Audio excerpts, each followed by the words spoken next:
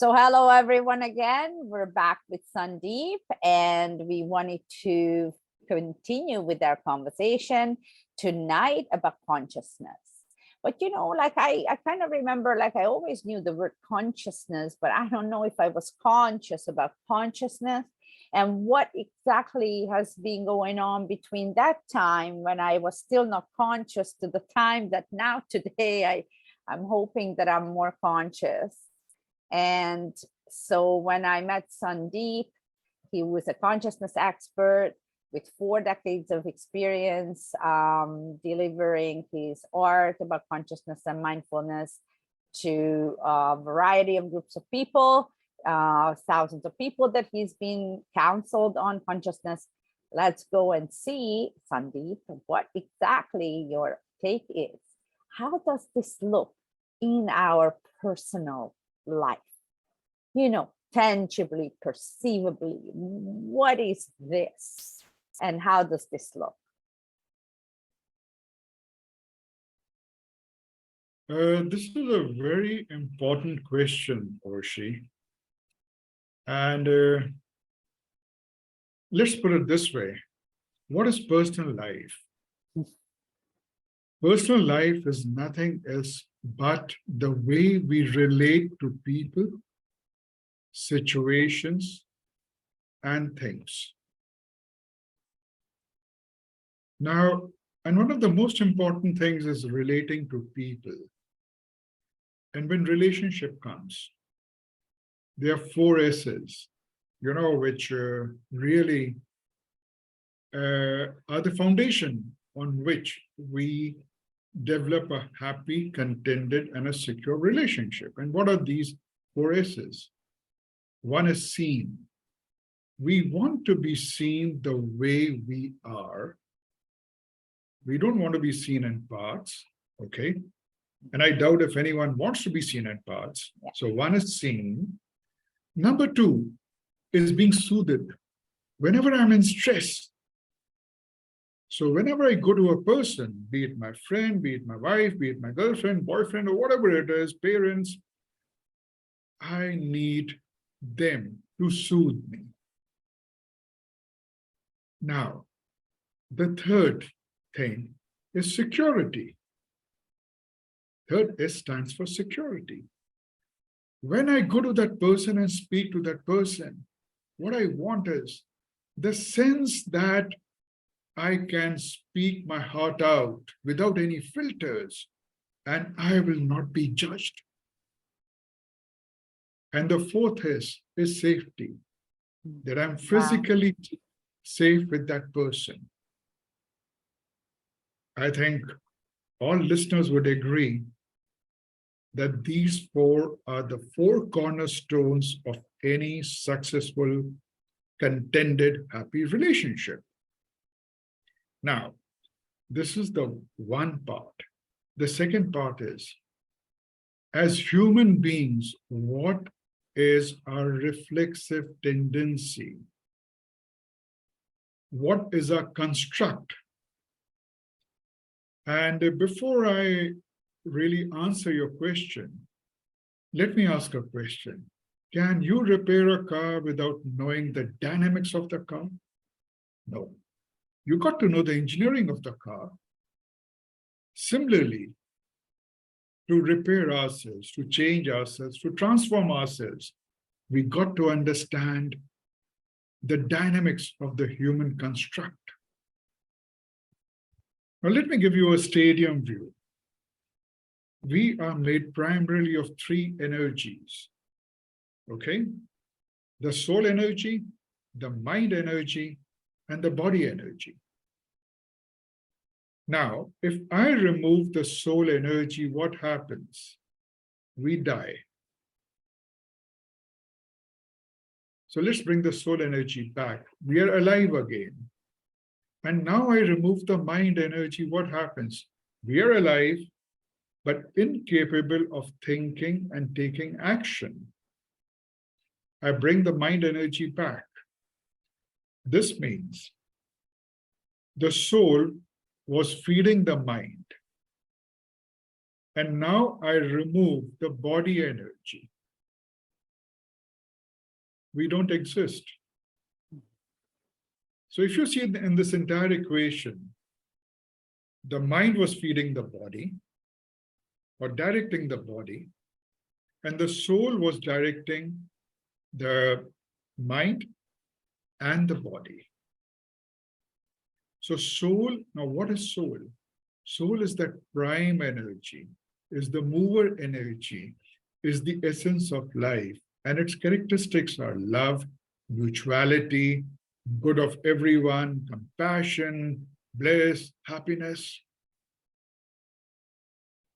And what is the body energy, the tendencies of the body energy?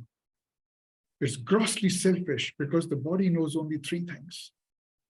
Number one, organic satisfaction.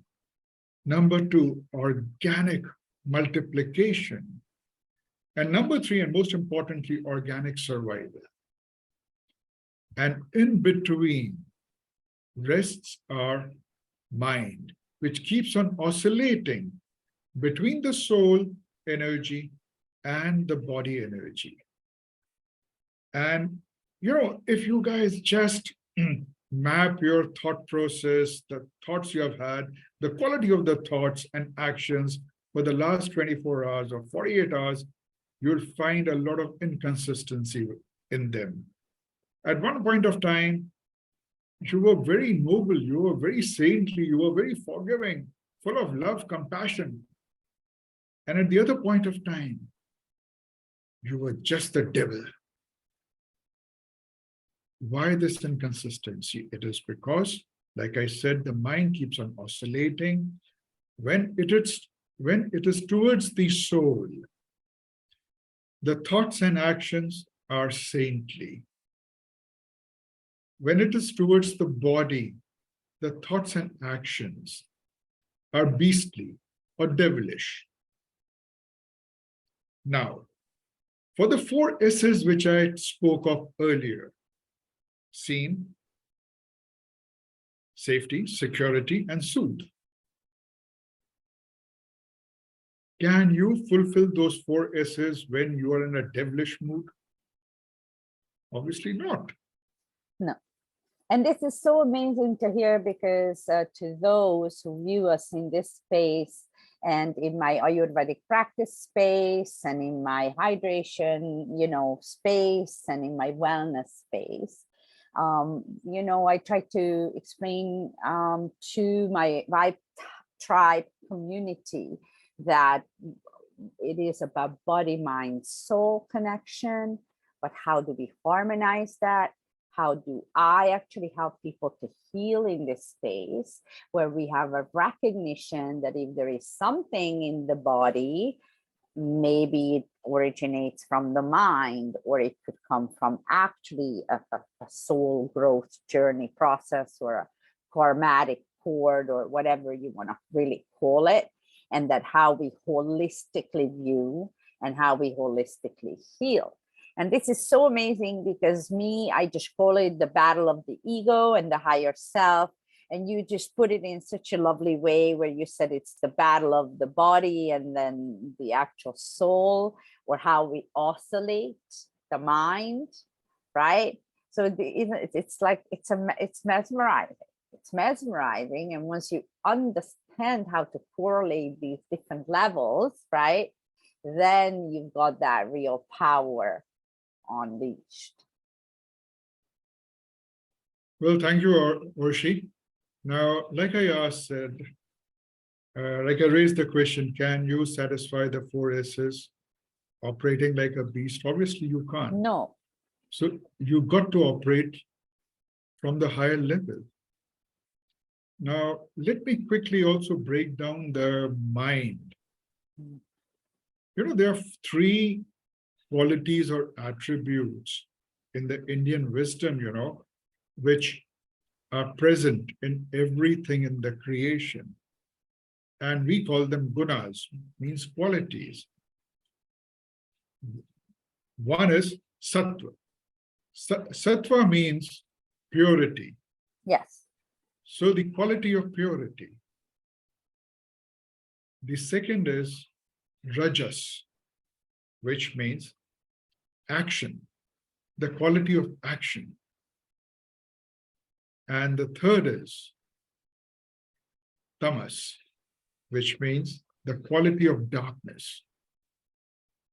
Sattva represents the soul. Tamas represents the mind. Sorry, my mistake. Tamas represents the body, and Rajas represents the mind. Now, when the three of them are in sync, they're integrated, there's a coherence between them. Our wellness is there. You see, because if we develop our soul without developing the exterior, or let's put it this way, we develop our internal world without developing the external world, we become lame ducks. Yeah. Because you need that external world to support you to live. Because the external world is the place where you take action, you breathe, you live, you quench your desires, okay? And if you develop your external world, ignoring the internal world, what happens? You create man-eaters on the prowl, because then there's no ethics, there is no values, there's no compassion. So when the three are together, the three are in coherence, then you are in a state of well-being. You are in a state of health. Okay? And what happens? There are four intelligences, again, which are working in our body. The spiritual intelligence, the emotional intelligence, the rational intelligence, and the body intelligence. Now, to answer your question, right? Now, what is the permutation combination of these intelligences? When the spiritual intelligence and the rational intelligence come into play, ethics and values develop. When you're in a position to combine these two intelligences, you unleash ethics and values inside you. When you combine the rational and the emotional intelligence, you perform, you achieve. Now that so when you combine your rational and emotional intelligence, what happens? Performance, results, achievements. Now that's very essential, because action is inevitable in life. And when you combine emotional and spiritual intelligence, you get or you develop the ability to connect with the other people in a humane way, where you consider them as subjects like yourself. There's mutuality, there's love. And you did mention of Ayurveda, right? Now, Ayurveda is founded on the principle of balancing the three qualities which I talked about. That's right. And it's And it functions. so amazing. So sorry, go on. Mhm. And Ayurveda functions at the epigenetic level. From the science perspective, Ayurveda functions from the epigenetic levels. And let me just add one thing more for our listeners. You see, in Indian wisdom, 4 goals of life have been prescribed. And what are those 4 goals? Goal number 1, quench your desires. All of us have got desires. There's no point suppressing them. You've got to fulfill them. So that is goal number 1. Number 2, to fulfill desires, you need wealth, you need money. Go out and create wealth. Now, what happens when wealth comes in? Along with wealth comes in a lot of inner indiscipline, because it's got a very alluring power, temporal satisfaction, sensation. A number of things come and your ego starts going up, because along with wealth comes the power to exploit other people, to use other people. So the third goal in the Indian wisdom is discretion, dharma. Discretion. I mentioned earlier in one of the talks, conscience. Conscience is the moral ability to decipher what is right and wrong. So dharma is conscience. And now, how do you develop dharma or conscience? That is liberating yourself from the 5 evils of the mind. And what are those 5 evils? Obsession, lust, that is evil number 1. Anger is evil number 2. Greed, that is evil number 3. Attachment is evil number 4. And ego is the evil number 5. And let me also share with you, since everything is energy, you cannot destroy them. Don't waste your energy in trying to destroy them. Invest your energy in suffusing them, in reducing their dominance in your life. There are methods to it. There are processes to it, time-tested processes, scientifically validated processes, ancient wisdom-driven processes. But my humble submission is don't try to eradicate them. Because a lot of healers, a lot of therapists, a lot of coaches say, hey, eradicate. No. Yeah. Energy cannot be destroyed. Energy cannot be I agree. created. Energy can only be transformed. So just try to suffuse them by developing internal discipline. So go through it, and grow through it, and be authentic in the process, even if sometimes it's those darker, processes that we have to go through, or soul-searching processes that we have to go through. So I really truly believe in that, and I absolutely admire, and just could listen to you forever. But for the listeners, I'm just gonna say that this is when we talk about authentic alignment.